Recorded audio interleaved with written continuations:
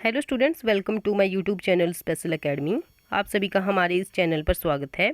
जैसा कि आप सभी को पता है कि हम एलटीक मिशन की तैयारी कर रहे हैं और एचपी एलटीक मिशन से संबंधित जो भी हमारे इम्पोर्टेंट क्वेश्चन हैं उनको हम वीडियो के माध्यम से डिस्कस कर रहे हैं।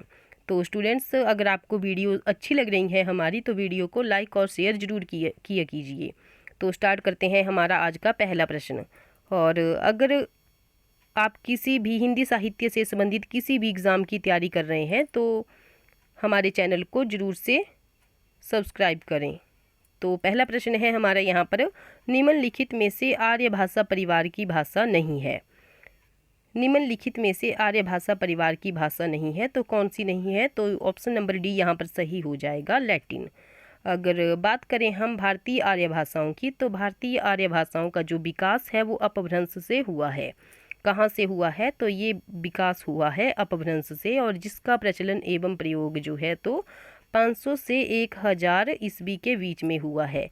आर्य परिवार की आधुनिक भारतीय भाषाओं में कौन कौन सी भाषाएं आती हैं? तो हिंदी, पंजाबी, उर्दू, कश्मीरी, सिंधी, गुजराती, मराठी, बांग्ला, उड़िया और असमिया, ये सब आती हैं। अगर बात करें हम लैटिन भाषा की, तो ये कौन सी भाषा है?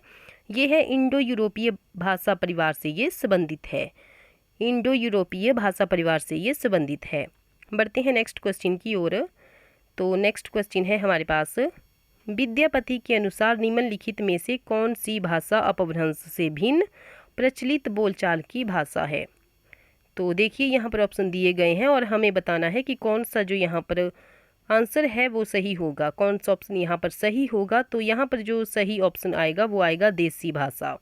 विद्यापति के अनुसार निम्नलिखित में से कौन सी भाषा अपभ्रंश से भिन्न है और प्रचलित बोलचाल की भाषा है? तो देसी भाषा है। अगर बात करें हम अपभ्रंश की, तो अपभ्रंश जो है तो आधुनिक भाषाओं के उदय से पहले उत्तर भारत में बोलचाल और साहित्य रचना की सबसे जीवंत और प्रमुख भाषा थी। कैसी भाषा थी? सबसे जो प्रमुख भाषा है वो उत्तर भारत में ये प्रचलित थी। भाषा वैज्ञानिक दृष्टि से अपभ्रंश भारतीय आर्य भाषा के मध्यकाल की अंतिम अवस्था है, जो प्राकृत और आधुनिक भाषाओं के बीच की स्थिति है। अगर बात करें हम यहाँ पर अपभ्रंश कवियों के बारे में, तो पुष्पदंत आपने नाम सुना है, तो पुष्पदंत को अपभ्रंश का भवभूति कहा जाता है। कैसा? पुष्पदंत को अपभ्रंश का भवभूति कहा जाता है। और स्वयंभू अपभ्रंश के जैन कवियों में सर्वाधिक प्रसिद्ध कवि माने जाते हैं। कौन माने जाते हैं? तो स्वयंभू अपभ्रंश के जैन कवियों में सर्वाधिक प्रसिद्ध कवि माने जाते हैं। और इनके उपरांत अपभ्रंश के दूसरे उल्लेखनीय कवि जो हैं तो पुष्पदंत है। और पुष्पदंत का एक ग्रंथ है, बहुत ही ज़्यादा इम्पोर्टेंट है, महापुराण। क्या नाम है? महापुराण उसका नाम है। बढ़ते हैं नेक्स्ट क्वेश्चन की तरफ। पद्मावती समय किस काव्य ग्रंथ का एक अंश है? तो पद्मावती समय जो है तो ये पृथ्वीराज रासो ग्रंथ का एक अंश है। अगर बात करें हम रासो शब्द की, तो पंडित मोहन लाल विष्णुलाल पांड्या के अनुसार रासो की जो उत्पत्ति हुई है वो संस्कृत शब्द रास या रासक से हुई है। और अगर मोतीलाल मैनारिया के बारे में कहा जाए, तो इनके अनुसार जिस ग्रंथ में राजा की कीर्ति, विजय, युद्ध तथा वीरता का वर्णन हो उसे रासो कहते हैं। तो हमने रासो को पढ़ा कि रासो क्या है। तो जिस ग्रंथ में राजा की कीर्ति, विजय, युद्ध और वीरता का वर्णन हो उसे हम रासो कहते हैं। और ये क्या होता है? एक वीर काव्य होता है। कैसा काव्य? तो ये एक वीर काव्य होता है। और अगर बात करें हम पृथ्वीराज रासो की, तो इसके जो रचयिता हैं वो कौन है? तो चंद्रबरदाई जी इसके रचयिता हैं। और अगर बात करें इसके प्रकाशन वर्ष की, तो 1343 इसका प्रकाशन वर्ष है। बढ़ते हैं नेक्स्ट क्वेश्चन की तरफ। कवित सवैया के विषय में हजारी प्रसाद द्विवेदी की मान्यता है कि मूलतः ये छंद कैसे हैं? तो बंदीजन के हैं। कैसे हैं? तो ये हैं बंदीजन के। अगर बात करें हम हजारी प्रसाद द्विवेदी जी की, तो हजारी प्रसाद द्विवेदी जी के निबंध संग्रह हैं, जैसे अशोक के फूल, और फिर कल्पलता, विचार और वितर्क, विचार प्रवाह, कुटज और आलोक पर्व। और अगर उपन्यासों की बात करें, तो बाणभट्ट की आत्मकथा, चारुचंद्रलेख, पुनर्वा और अनामदास का पोथा, ये इनके उपन्यास हैं। बढ़ते हैं नेक्स्ट क्वेश्चन की तरफ। हमारा नेक्स्ट क्वेश्चन है यहाँ पर, सखी संप्रदाय का उपास्य तत्व है? सखी संप्रदाय का उपास्य तत्व क्या है? तो इसका जो सही आंसर आएगा वो आएगा ऑप्शन नंबर सी, रूप और प्रेम। अगर बात करें हम सखी संप्रदाय की, तो ये निम्बार्क संप्रदाय की ये एक शाखा है। कौन से संप्रदाय की? तो निम्बार्क संप्रदाय की ये एक शाखा है जिसकी स्थापना स्वामी हरिदास ने की थी। तो इसकी स्थापना किसने की थी? तो हरिदास जी ने की थी। और बात करें हम अगर इसके स्थापना की, तो स्वामी हरिदास ने इसकी स्थापना की थी और इसी कारण इसको हरिदासी संप्रदाय भी कहते हैं।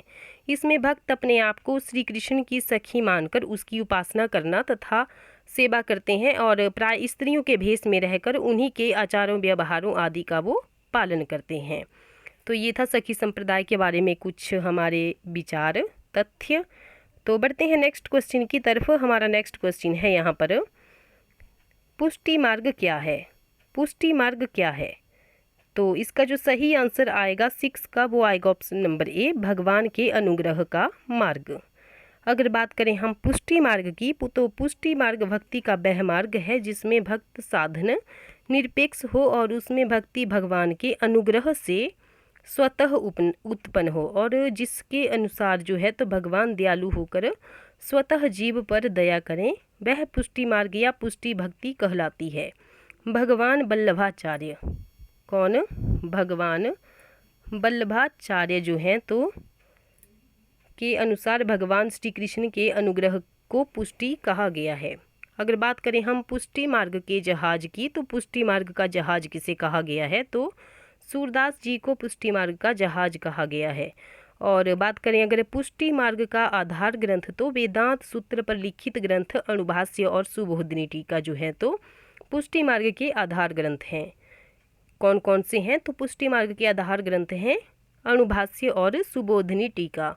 अगर बात करें हम पुष्टि मार्ग के अनुयायी की, तो ये हैं श्री वल्लभाचार्य जी।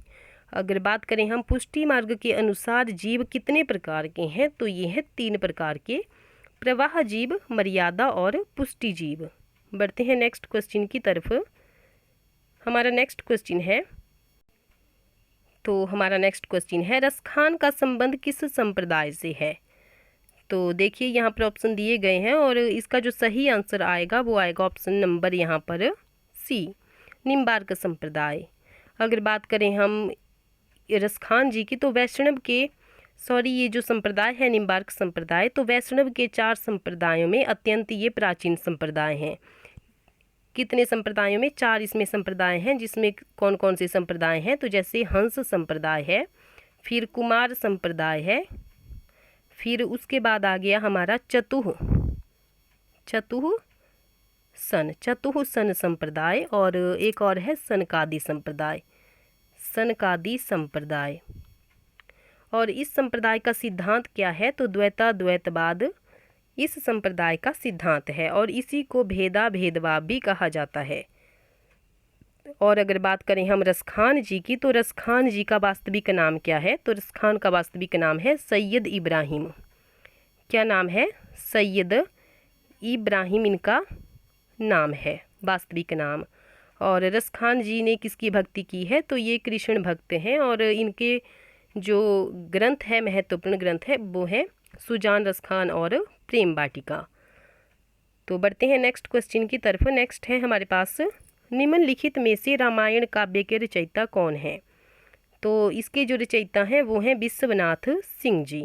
अगर बात करें हम इनके अन्य रचनाओं की, तो अन्य रचनाएं हैं जैसे आनंद रघुनंदन, उत्तम काव्य प्रकाश, गीता रघुनंदन सती का सर्व संग्रह, रामायण, आनंद रामायण और धनुर्विद्या। ये क्या है? इनकी रचनाएं हैं।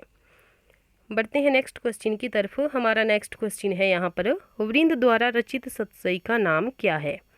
तो इनके द्वारा रचित जो सतसई है वो है यमक सतसई। नेक्स्ट है, गीतिका की रचना काल क्या है? तो गीतिका का जो रचना काल है वो है 1936 और किसके द्वारा ये रचित है? तो निराला जी के द्वारा, सूर्यकांत त्रिपाठी निराला जी के द्वारा ये रचित है। तो स्टूडेंट्स, ये थे हमारे कुछ इंपॉर्टेंट क्वेश्चन और आज हमने किए 10 क्वेश्चन डिस्कस। और आपको बताना है कमेंट बॉक्स में कि कितने कितने क्वेश्चन आपके यहाँ पर सही हुए हैं।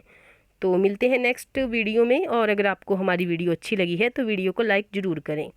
तो मिलते हैं नेक्स्ट वीडियो में। Thank you.